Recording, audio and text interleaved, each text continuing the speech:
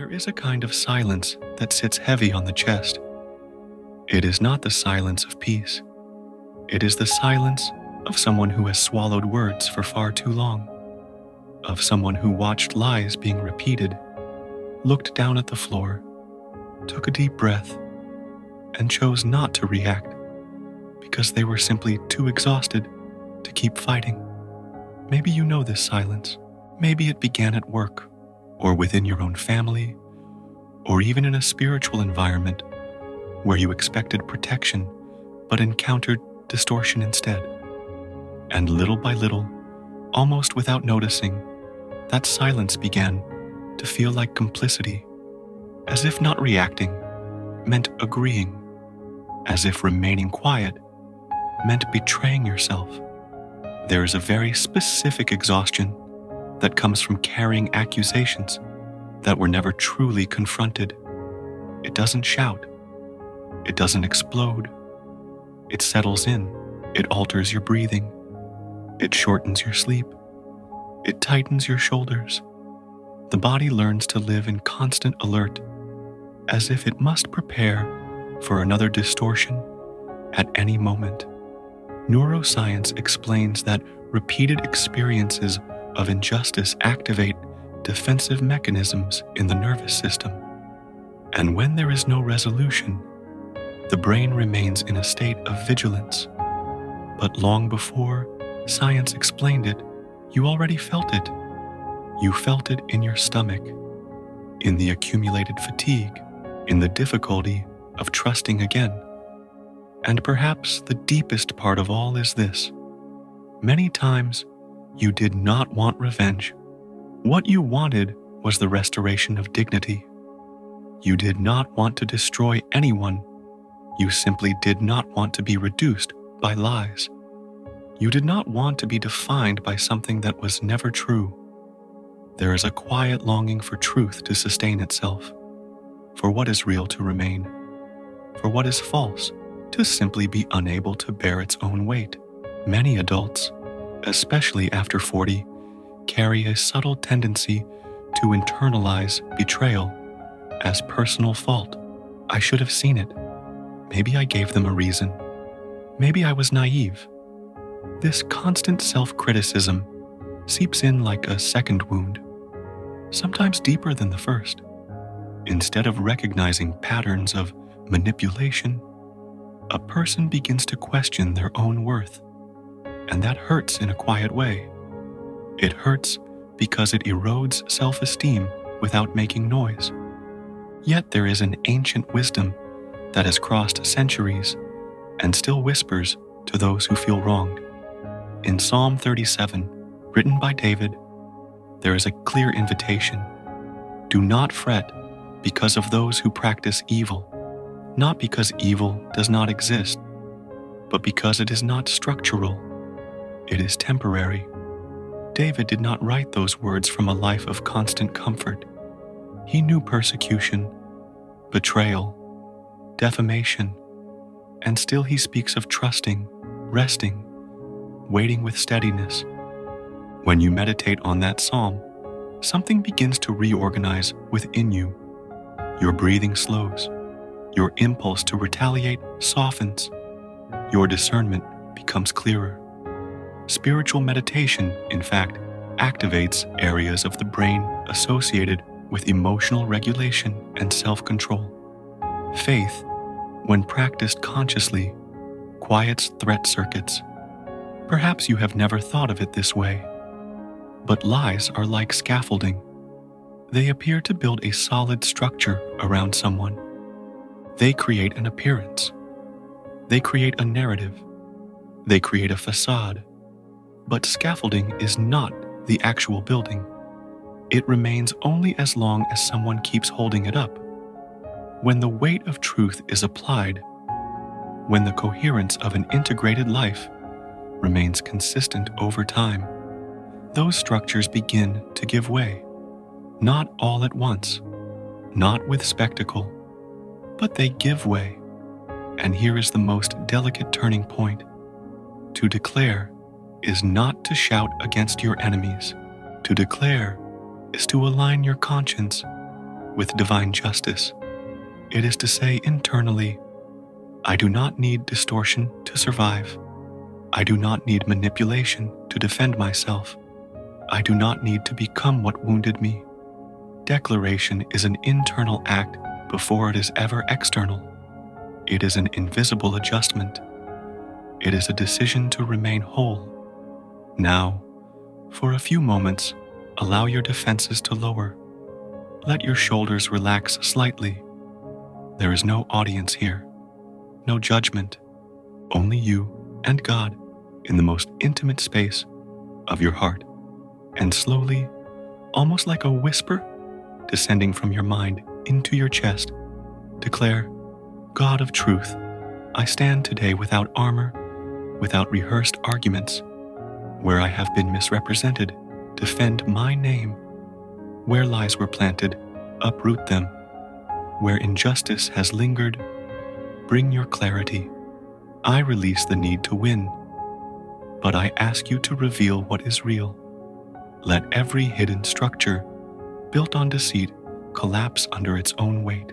Guard my heart from bitterness and anchor me in your justice. Remain for a few seconds, breathing after these words. Feel the air entering. Feel the air leaving. Your body does not need to be at war right now. Your heart does not need to rehearse responses right now. There is a greater presence sustaining what you cannot control. And perhaps the question beginning to form today is no longer, how do I prove they were wrong? But something far more transformative. What if I can declare, not to defeat someone else, but to recover my own peace? There is a pain that does not end at the moment of betrayal. It continues inside the mind, like a film replaying in silence. Many people do not suffer only because of what happened. They suffer because they relive it every day, sometimes for years. The scene returns while you are driving. It returns before you fall asleep. It returns in the middle of the night. And each repetition reignites the same emotions, as if the event were still happening now. What almost no one realizes is that rehearsing imaginary conversations strengthens neural pathways linked to resentment. The brain registers repetition as importance. The more you revisit something, the more central it becomes to your identity. This is not your weakness. It is human functioning. When you imagine what you should have said, when you construct mental dialogues where you finally win the argument, your body releases small doses of adrenaline. Your heart rate increases. Your muscles tighten.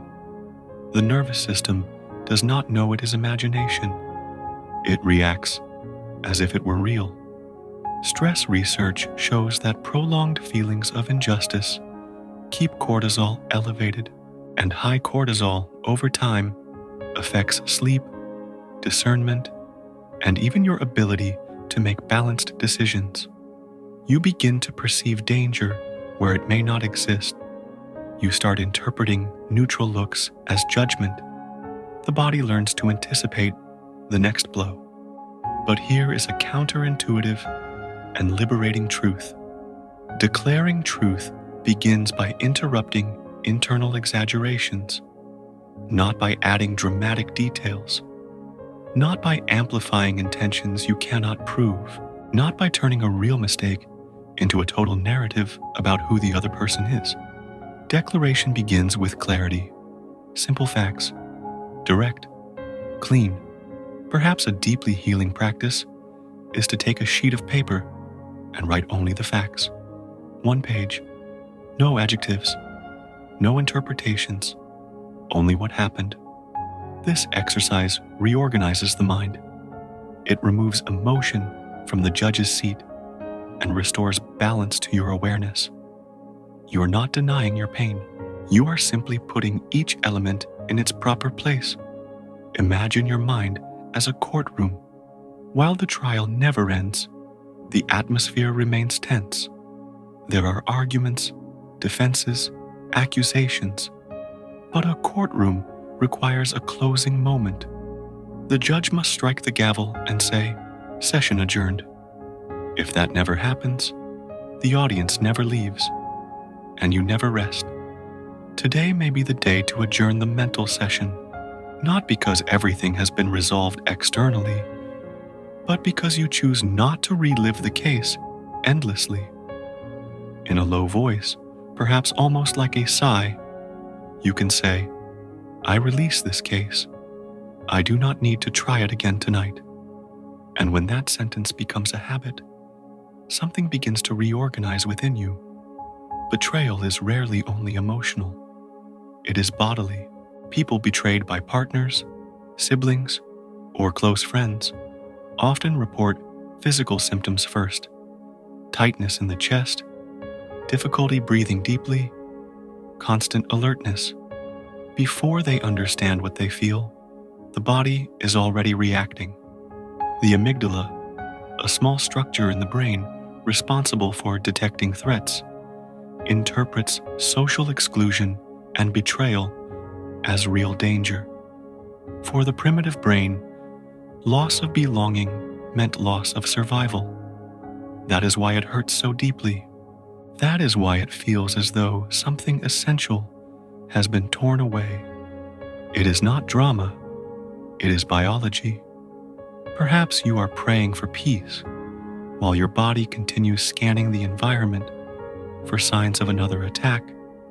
This creates an internal split.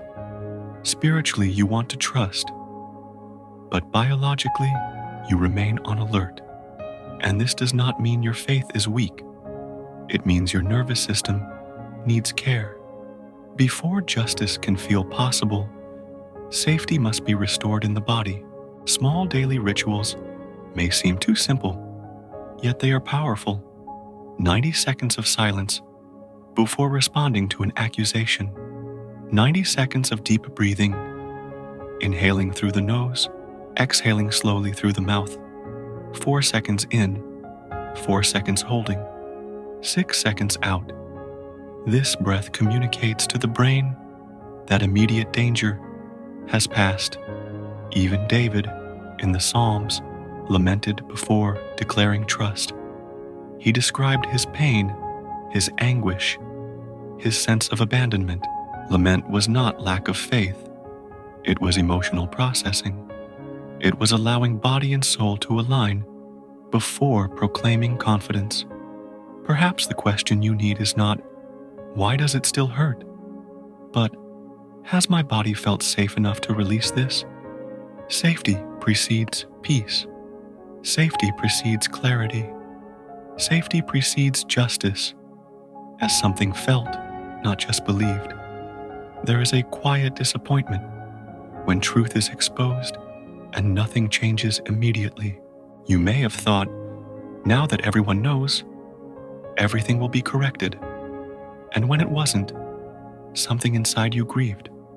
Perhaps you even questioned God in silence. Psalm 37 speaks of waiting on the Lord and trusting in Him.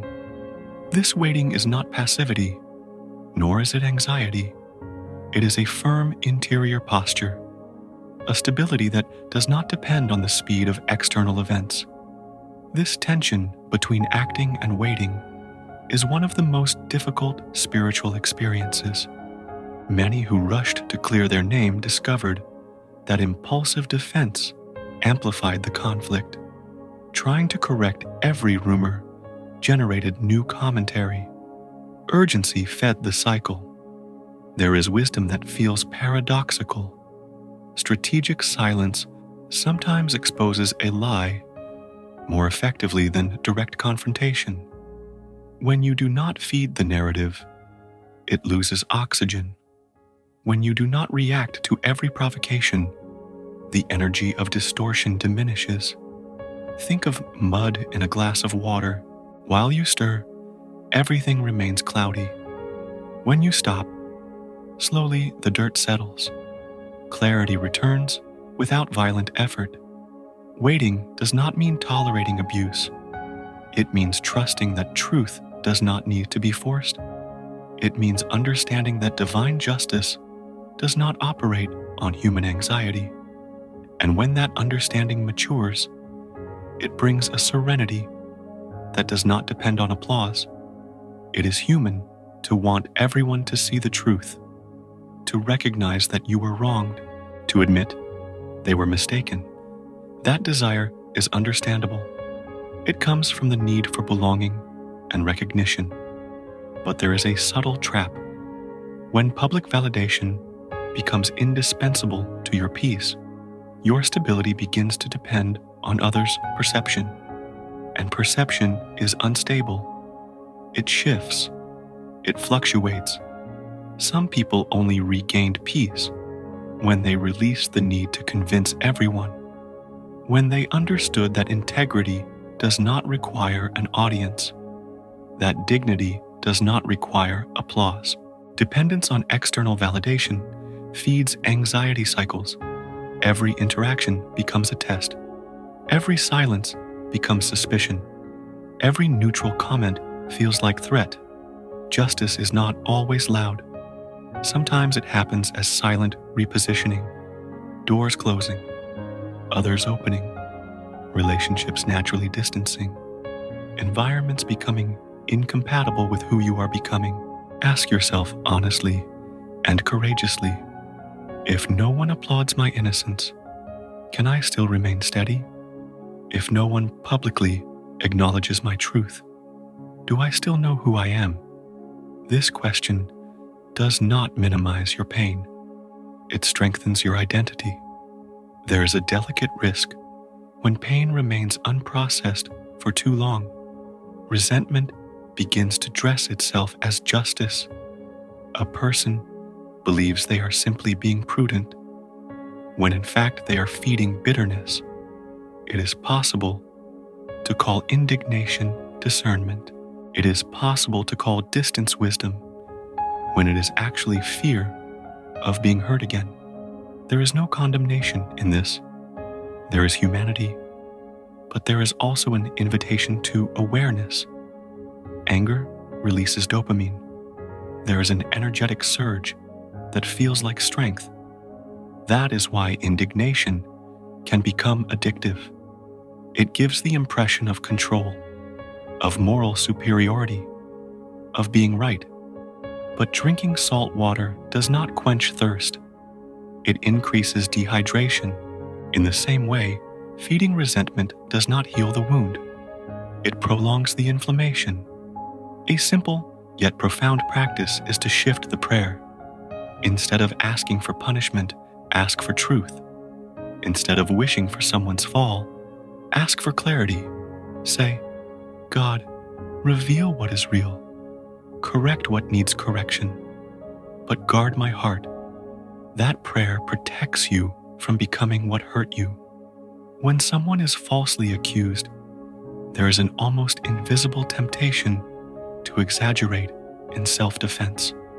Self-protection begins legitimately, but can slip into subtle manipulation. Small narrative adjustments, small omissions, small distortions to appear better. That is how moral erosion happens. Not all at once, but gradually. And the most dangerous part is that it feels justifiable. Biblical wisdom teaches not to repay evil with evil, not as a cold rule, but as protection for the soul. When you respond in the same currency, you bind yourself to the same cycle. A simple question can redirect a conversation. Is what I'm about to say a fact, an inference, or an emotion? That pause creates space between impulse and action, and in that space, there is freedom. Your integrity is your long-term inheritance. Reputations may be shaken temporarily, but consistent character survives storms. You do not need to become shadow to prove that you are light. There are stories of people falsely accused who chose not to enter constant warfare. They worked with excellence, maintained posture, continued being who they had always been. At first it seemed naive. Over time, it became evidence. Lies require constant maintenance, They demand reinforcement, new details, ongoing energy. Truth, when lived consistently, sustains itself. Psalm 37 describes the righteous as a planted tree. Deep roots are not impressed by passing winds. They do not chase storms to prove stability. Instead of spending energy defending yourself constantly, perhaps the question is, what daily action reinforces who I am? A gesture of honesty, a fulfilled commitment, a consistent word. Small consistencies build great evidence over time. Not every injustice will be publicly corrected. That is a difficult truth. Some narratives will never be completely dismantled before everyone. Some people will never apologize. Mature faith understands that sometimes transformation happens internally. The fall of injustice may not be a dramatic external event, but the collapse of the emotional power it held over you. Imagine placing this situation in God's hands every night, visualizing a higher, more just, more comprehensive court than your limited perspective. Handing over the case, closing the folder, trusting that a higher jurisdiction is operating beyond your control. Peace is not denying that something happened. It is trusting that you do not have to carry it alone. It is delegating with healthy boundaries. It is continuing to live while truth runs its course. And perhaps the most liberating question is this: what if the real victory is being able to sleep in peace? When you return daily to Psalm 37, something restructures within you. Patience ceases to be passivity. Courage ceases to be aggression. Trust ceases to be naivete. You begin to understand that firmness does not need noise. A house built on rock does not chase storms to prove strength. It simply remains. It remains while the wind blows. It remains while the rain falls. It remains. The deepest victory is not proving others wrong. It is remaining internally aligned. It is looking within and knowing you did not distort yourself to survive. Lies collapse when they can no longer provoke you, when they no longer trigger disproportionate reaction, when they no longer receive constant emotional energy. And now, slowly, as one closing a cycle, pray once more. Lord, where deception has tried to define me, redefine me by your truth. Where betrayal attempted to shrink me, enlarge my steadiness. I will not chase vindication. I will walk in integrity. Let every lie fall, not because I fought harder, but because your justice stands longer. Guard my heart from becoming what wounded me. Establish me in quiet strength. Breathe deeply. Feel your body here. Feel your feet on the ground. Feel your heart beating. Justice that endures is not frantic. It is rooted. It is calm. It is firm. And perhaps today, as you declare, you're not tearing people down. You're simply allowing false structures to collapse on their own. While you remain whole, you are not alone. There is a presence sustaining you now. And that presence does not need to shout to be real.